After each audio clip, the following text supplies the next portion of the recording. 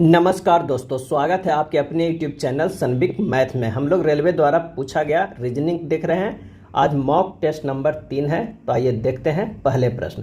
पहला प्रश्न है, दिए गए विकल्पों में से उस संख्या का चयन करें जो निम्नलिखित श्रृंखला में प्रश्न चिन्ह को प्रतिस्थापित कर सकती है। क्या है? प्रश्न चिन्ह को। तो यहाँ पर क्या लिखा हुआ? 156, 182, 210। अगला क्या होगा? 156 से 182 देखते हैं तो इसमें डिफरेंस कितना है? प्लस 26 का है। 156 में प्लस 26 करेंगे तो 182 हो जाएगा। और 182 में कितना? प्लस 28 करेंगे तो 210 हो जाएगा, यानी 2 बढ़ के हुआ है। अब 210 में अगला क्या करेंगे? तो 210 में अगर प्लस 30 करेंगे 2 बढ़ के, तो ये हो जाएगा कितना? 240 हो जाएगा। यही हमारा आंसर हो जाएगा। कौन सा? बी हो जाएगा। क्या है? बी। अगला प्रश्न कह रहा है कि 8 व्यक्ति एक वर्गाकार मेज के चारों ओर बैठे हुए हैं। तो सबसे पहले तो एक वर्गाकार मेज लेंगे और इसमें क्या है? 8 लोगों को बैठने का जगह है। तो चारों कोना पर है, इस तरह के 8 लोग बैठ सकते हैं। टीना उर्मिला के सामने बैठी हुई है। टीना जो है, अगर मान लिया कि टीना यहाँ बैठी हुई है तो वो उर्मिला के सामने बैठी हुई है। क्या? उर्मिला के सामने बैठी हुई है, जो कि शारदा और नीता के बीच में बैठी हुई है। शारदा और नीता के बीच में बैठी है कौन? उर्मिला।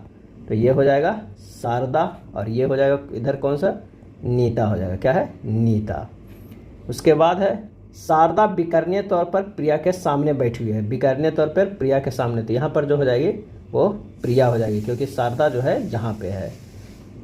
ठीक। उसके बाद कह रहा है बैठी हुई है जो कि विद्या के दाहिनी ओर बैठी हुई है। विद्या के दाहिनी ओर, तो विद्या के दाहिनी ओर कौन बैठी है? प्रिया। वो कह रहा है बैठी हुई है। विद्या मधु के सामने बैठा हुआ है, यानी यहाँ पर जो होगा वो मधु बैठी हुई। क्या हुआ? मधु बैठी हुई, जो कि रीता के दाहिने की ओर है। तो यहाँ पर क्या हो जाएगा? वो रीता। रीता के दाहिने तरफ ही मधु है, क्योंकि सबका जो मुख है वो केंद्र की ओर है। क्या है? केंद्र की ओर है। तो नीता के सामने विकर्णीय तौर पर कौन बैठा हुआ है? तो नीता के सामने विकर्णीय तौर पर जो बैठी हुई है वो है रीता। क्या है? रीता। प्रश्न में कैसे पूछ रहा है? ये पूछ रहा है कि कौन विकर्णीय तौर पर बैठे हुए नीता के सामने, तो वो है रीता। आंसर हो जाएगा बी।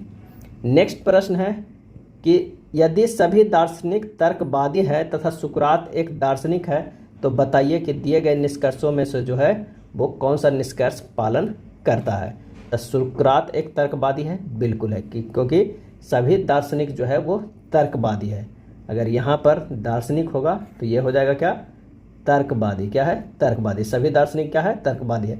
सुकरात एक दार्शनिक है, यानी यहाँ पर क्या है? सुकरात है। मान के चलिए अगर सुकरात यहाँ पर बैठे तो वो क्या हो जाएंगे? एक तर्कवादी है। तो कौन पालन कर रहा है? ए जो है वो पालन कर रहा है। कोई भी दार्शनिक तर्कवादी नहीं है, गलत है। सुकरात तर्कवादी नहीं, ये भी गलत है। सभी तर्कवादी दार्शनिक होते हैं, ये गलत है। सभी दार्शनिक जो है वो तर्कवादी होते हैं, ये सही है। अगला है, दिए गए पैटर्न को ध्यानपूर्वक अध्ययन करें तथा दिए गए विकल्पों में से उस संख्या का चयन करें जो इस पैटर्न में प्रश्न चिन्ह को प्रतिस्थापित करें। तो यहाँ अगर तिरछे तिरछे देखिए गुना करिए तो ये हो जाएगा 80, और यहाँ तिरछे गुना नहीं करना है। इस तिरछे को खाली जो 8 है पहले, उसके बाद 0 रख देंगे तो 80 आ जाएगा बराबर। इसमें सिर्फ ये तिरछे तिरछे गुना होगा, 9 7 63 हो जाएगा। इसको रख देना है खाली, तो 6 पहले, उसके बाद 3 ये 63 है। ये क्या होगा? 8 6 का 48। तो यहाँ पर क्या हो जाएगा? 4 तो पहले 8 रहता तो हो जाता। यहाँ जो हमारा आ जाएगा वो 8 आएगा। आंसर हमारा कौन सा हो जाएगा? डी हो जाएगा। कौन सा? डी आंसर हो गया 8। चौथा के जो है वो 8 आएगा। चलिए 5वें नंबर प्रश्न पे चलते हैं। 5वां नंबर प्रश्न में कह रहा है कि D4C3B2A1 है और कहाँ गया है? H8G7 F6 है ना, E5 गया है। यहाँ से जो हम देख रहे हैं कि D से अगर H गया है कितना? ये +4 किया गया है, और C से जो है G गया है वो कितना है? तो ये +4 है, ये भी जो है +4 है। B से F गया है, ये भी +4 है, और A से E गया, ये भी +4 है, यानी +4 से बढ़ रहा है। तो यहाँ से भी जो होगा +4 से ही बढ़ेगा। तो L से जो है +4 करेंगे, यानी 12 से +4 करेंगे तो क्या हो जाएगा? 16 हो जाएगा, यानी जो हमारा हो जाएगा P16 हो जाएगा। उसके बाद K है, K से +4 करेंगे तो क्या हो जाएगा? LMNO हो जाएगा, O हो जाएगा। तो K+4 जो हम करेंगे तो वो हो जाएगा क्या, O हो जाएगा। तो हमारा जो आंसर हो जाएगा कौन सा, D आ जाएगा। अब 2 से ही निकल के आ रहा है, P और O जो है निकल के आ रहा है। यदि A जो है वो घटाव है, A क्या है, घटाव है, B जो है वो गुना दर्शाता है, C जो है वो भाग दर्शाता है, D जो है वो जोड़ दर्शाता है, क्या है, जोड़ दर्शाता है। तो इसका मान क्या हो जाएगा ये निकालना है। इसके मान निकालने क्या होगा, 3 × 4 + 5 - 6, अब भागा कितना हो जाएगा 1, बराबर आंसर जो हमारा हो जाएगा वो हो जाएगा 11। सही जवाब जो हो जाएगा वो D हो जाएगा। नेक्स्ट है, उस अवधारणा का चयन करें जो दिए गए कथन में निहित है। चिकित्सक जो उच्च परामर्श शुल्क लेता है वह अच्छा होता है। भाई चिकित्सक जो उच्च परामर्श शुल्क लेता है वह अच्छा होता है। तो चिकित्सा एक अच्छा व्यवसाय है, चिकित्सक एक अच्छा व्यापारी, गलत है।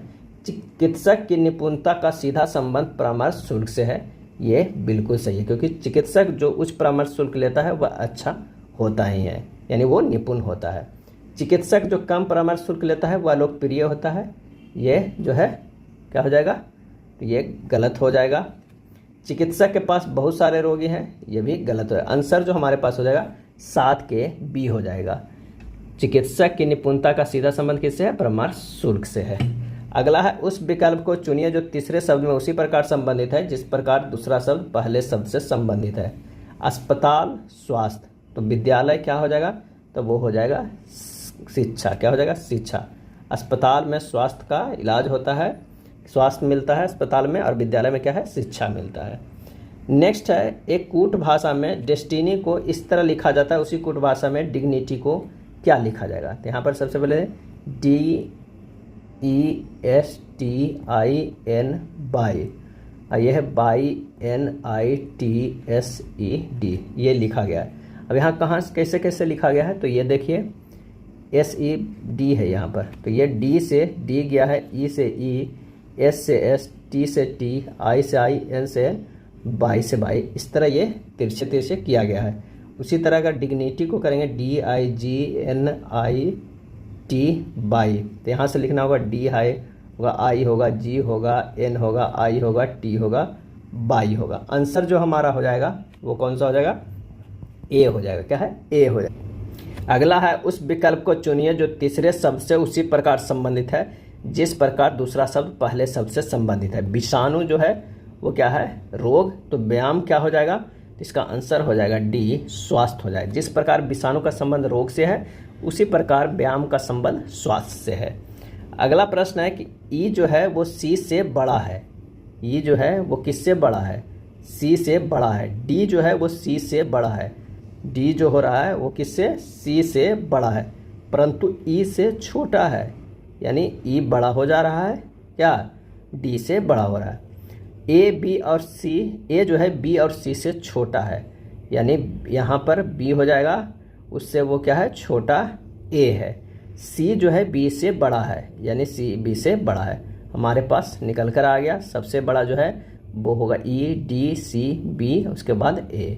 आंसर हो जाएगा सबसे छोटा कौन सा है, तो वो हो जाएगा ऑप्शन A हो जाएगा, सबसे छोटा। नेक्स्ट है, यदि A B का पिता है, ध्यान रखिएगा ब्लड रिलेशन में जैसा जैसा प्रश्न कर रहा है उसी चलते रहिएगा तो आपको आंसर आसानी से मिल जाएगा। A जो है क्या है, B का पिता है, B का पिता है, और B C का पिता है, B जो है वो C का पिता है। तो C किस प्रकार, C जो है किस प्रकार A से संबंध रखता है, A से संबंध रखता है। C जो है किस प्रकार A से संबंध रखता है, यानी C जो है A का पोता, पोती, नाती या नातिन हो सकता है। आंसर जो हो जाएगा 12 का A हो जाएगा, क्या होगा, 12 का जो है आंसर A हो जाएगा। पोता, पोती, नाती, नतनी कुछ हो जाएगा, यानी हमारा हो जाएगा A। एक प्रश्न है और 1, 2 और 3 अंकित 3 कथन दिए हुए हैं। आपको तय करना है कि कौन से कथन प्रश्न का उत्तर देने के लिए जो है वो पर्याप्त है। अब A, B, C, D और E में से कौन सबसे ठिगना है, मतलब सबसे जो है वो नाटा कौन सा है ये बताना है। अब A E से लंबा है, A जो है वो किससे, E से लंबा है, किंतु D से ठिगना है, यानी D जो है वो सबसे लंबा हो जाएगा। कथन 1 में ये कह रहा है। कथन 2 से हमको क्या निकल रहा है, बी सी से ठिगना है, यानी जो है वो सी बड़ा है किसे, बी से, किंतु ई से लंबा है। क्या है, ई से लंबा है, यानी बी भी लंबा है, क्योंकि बी ठिगना है किसके, सी से छोटा हो सकता है, लेकिन ई से वो क्या है, लंबा है। ये दूसरा कह रहा है कथन में। डी सी से लंबा है, डी जो है वो सी से लंबा है। और क्या हो रहा है, ए बी से लंबा है, ए जो है वो बी से लंबा है। तो हमारे पास ये भी आ गया, ए ग्रेटर देन बी और डी ग्रेटर देन। तीनों कथनों से जब मिलाएंगे तो सबसे जो आगे होगा वो डी ग्रेटर देन ए होगा, greater than C, greater than B, greater than क्या हो जाएगा, ई हो जाएगा। क्या है, ई हो जाएगा।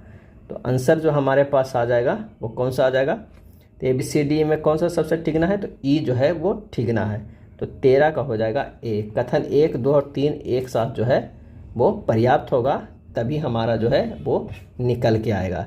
क्योंकि अगर तीसरा स्टेटमेंट नहीं देखेंगे तो ए बी का कंडीशन नहीं पता चलेगा। सब में अलग अलग जो है तीनों कंडीशन चाहिए चेक करने के लिए कि कौन सा ठिगना होगा, यानी एक साथ पर्याप्त है। नेक्स्ट है, दिए गए विकल्पों में से उस वर्ण समूह का चयन करें जो निम्नलिखित श्रृंखला में प्रश्न चिन्ह को प्रतिस्थापित कर सकता है। क्या है, प्रश्न चिन्ह को प्रतिस्थापित कर सकता है।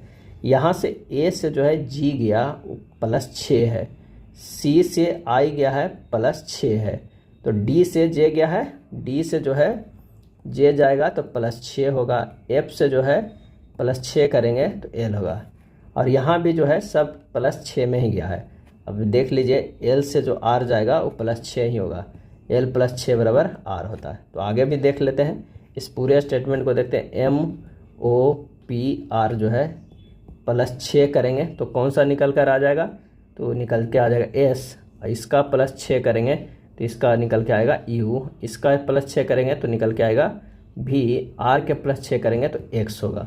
आंसर जो हमारा निकल के आया वो 14 के डी होगा। क्या होगा, डी होगा। दिए गए विकल्प में उस संख्या का चयन करें जो निम्नलिखित श्रृंखला में प्रश्न चिन्ह को क्या करेगा, प्रतिस्थापित कर सकती है। तो आइए जो प्रश्न में दिया हुआ है, श्रृंखला क्या दिया हुआ है, 5, 12, 26, 54, ब्रेक खाली स्थान 2, 2 और उसके बाद 4, 4, 6। यहाँ से देखिए डिफरेंस दोनों में 5 और 12 में डिफरेंस जो है वो कितना है, +7 का है। अब 12 और 26 में जो डिफरेंस है वो कितना का है, 14 का है। 26 और 54 में जो डिफरेंस है कितना का है, 28 का है। क्या है, 28 का। यहाँ देख रहे हैं 7 दूनी 14 और 14 दूना 28, गुना 2, 2 किया जा रहा है। तब 28 का जो होगा वो गुना क्या होगा 2, तो ये 56 आएगा। तो 54 और +56 जोड़ देंगे तो ये 0 1 हो जाएगा 110। यहाँ क्या आ जाएगा, 110 आ जाएगा। तो आंसर हो जाएगा सी हो जाएगा। आगे चेक करने की ज़रूरत ही नहीं है, यहीं पे हमारा आंसर आ गया। दी गई आकृति में समानांतर चतुर्भुजों की संख्या ज्ञात करें। समानांतर चतुर्भुजों की संख्या जो है वो कितनी हो जाएगी, तो यहाँ पर जो है वो 18 हो जाएगी। क्या होगा, 18 हो जाएगा। दिए गए विकल्पों में से उस पैटर्न का चयन करो जो दी गई श्रृंखला में प्रश्न चिन्ह के स्थान पर आएगा। प्रश्न चिन्ह के स्थान पर जो है वो आएगा, तो अगला जो आएगा वो बी हो जाएगा। क्या हो जाएगा, बी हो जाएगा, क्योंकि दी गई आकृति में जिस प्रकार पहले दो आकृति की रेखा जो है वो समान रहता है एवं वृत्त ओ के बढ़ जाता है, उसी प्रकार अगले में जो दो आकृति भी हो जाएगा। और ये जो है यहाँ पर 1 है, यहाँ पर 2 है, यहाँ पर क्या है, ये 2 है, तो कितना हो जाएगा, 3 हो जाएगा। ठीक, और यहाँ पर जो है ये 1 है तो ये भी रह जाएगा 2 ही। तो आंसर हमारा कौन सा आ जा रहा है, बी जो है वो सही हो रहा है। दिए गए विकल्पों में से उस संख्या का चयन करें जो निम्नलिखित श्रृंखला में प्रश्न चिन्ह को प्रतिस्थापित कर सकती है। तो आइए देखते हैं, 214 में से 197 घटा देंगे तो कितना आ जाएगा, -17 आएगा। क्या है, 214 हो जाएगा, 214 माइनस कितना हो जाएगा, 197, तो कितना हो जाएगा, ये 17 आ जाएगा। क्या है, 17 आ जाएगा। ठीक, 197 में घटा देंगे 179 तो कितना आ जाएगा, 18 आ जाएगा। कितना, 18 जो है आ जाएगा। और 179 जो है में घटा देंगे 160 तो कितना हो जाएगा, 19 आ जाएगा। यानी एक एक जो है वो बढ़ बढ़ के आ रहा है। तो यहाँ पर जो था कितना हो जाएगा, 17, 18, 19, अब क्या हो जाएगा, 20 हो जाएगा। यानी अब जो आएगा 160 + 20 कितना हो जाएगा, 160 + 20 कहते हैं, 20 जो है वो घट जाएगा, तो ये -20 हो जाएगा बराबर 140। आंसर जो हमारा आ जाएगा 18 के ए आ जाएगा। उस विकल्प का चयन करें जो निम्नलिखित आकृतियों के समान है। वर्ग, समचतुर्भुज, आयत, समानांतर, चतुर्भुज। और इसका आंसर हो जाएगा बी, चतुर्भुज। क्या है? चतुर्भुज। वर्ग, समचतुर्भुज, आयत और समानांतर चतुर्भुज में भुजाएं की संख्या 4 होती है एवं चतुर्भुज में भी भुजाएं की संख्या 4 होती है, तो दी गई आकृति जो है समान चतुर्भुज होगा। अगला है, दी गई आकृति में त्रिभुजों की संख्या ज्ञात करना है। त्रिभुजों की संख्या ज्ञात करना, तो 1 2 3 4 हो जाएगा, यानी 4 × 2 बराबर 8 त्रिभुज होगा। तो दी गई आकृति में त्रिभुजों की संख्या कितना होगा? तो पहले तो 8 ही होगा। और अगर इसे मान लेते हैं ये A B C D E F, क्या हो जाएगा? ई एफ जी और ये एच हो जाएगा। तो 8 त्रिभुज तो 1 2 3 4 ये हो गया। जब इससे हम देखें, आप इसे 2 गुना कर देंगे तो 8, अंदर का जो है वो क्या हो जाएगा? 8 आ गया। फिर अब बाहर भी जोड़ेंगे तो हमारा कितना हो जाएगा? 19 20 21 22 जो है वो 22, तो इस तरह हो गया। सॉरी 8 ये हो गया, 8 और 4 कितना होगा? 12 सॉरी हो गया, 8 और 4 12 हो गया। तो आंसर हमारा निकल के आ गया 20 नंबर प्रश्न के कौन सा? ए हो गया। क्या है? ए हो गया। एक घनाभ में कितनी सीधी रेखाएं होती है? कितनी सीधी रेखाएं होती है एक घनाभ में? तो सबसे पहले आपको घनाभ बनाना होगा। क्या करना होगा? घनाभ बनाना होगा। तो यहाँ पर देखिए इस तरह के घनाभ बनाते हैं। उसके बाद जितनी जो आकृतियाँ होगी वो क्या करना है? जितनी आकृतियाँ होगा यहाँ पर होगा, ये होगा, ये होगा, ये। अब यहाँ पे आप काउंट कीजिए कि कितनी आकृतियाँ सीधी रेखा। तो 1 ये हो गया, 2 हो गया, 3 हो गया, 4 हो गया। 4 नीचे है तो 4 ऊपर भी होगा, 2 3 4 4 8 हो गया। अब हमें किनारे कितना मिलेगा? 8 9 1 10 1 11 1 12। आंसर कितना हो जाएगा? तो वो हो जाएगा सी। 21 नंबर का जो हो जाएगा वो सी हो जाएगा। घनाभ में सीधी रेखाओं की संख्या जो होती है वो 12 होती है। एक कूट भाषा में इसको इस तरह लिखा जाता है। उसी कूट भाषा में प्रैक्टिस को कैसे लिखा जाएगा? प्रैक्टिस को कैसे लिखा जाएगा? अब देखिए VAGABOND, दो के पेयर में इसलिए बांट के कि ऐसा लग रहा है कि ये दो के पेयर में लिखा गया हो, क्योंकि देख लीजिए यहाँ पर लिखा गया ND, उसके बाद VA, उसके बाद BO, उसके बाद GA लिखा गया है। अब आइए प्रैक्टिस को लिखते हैं। क्या है? प्रैक्टिस को लिखते हैं PRACTICE लिखा हुआ है। तो यहाँ पर जो हो जाएगा वो CE, क्या हो जाएगा? CE, उसके बाद ये वाला लिखा जाएगा। क्या है? PR। तो CE PR जो है हमारा एक ही में आंसर मिल रहा है, वो ऑप्शन हो जाएगा कौन सा?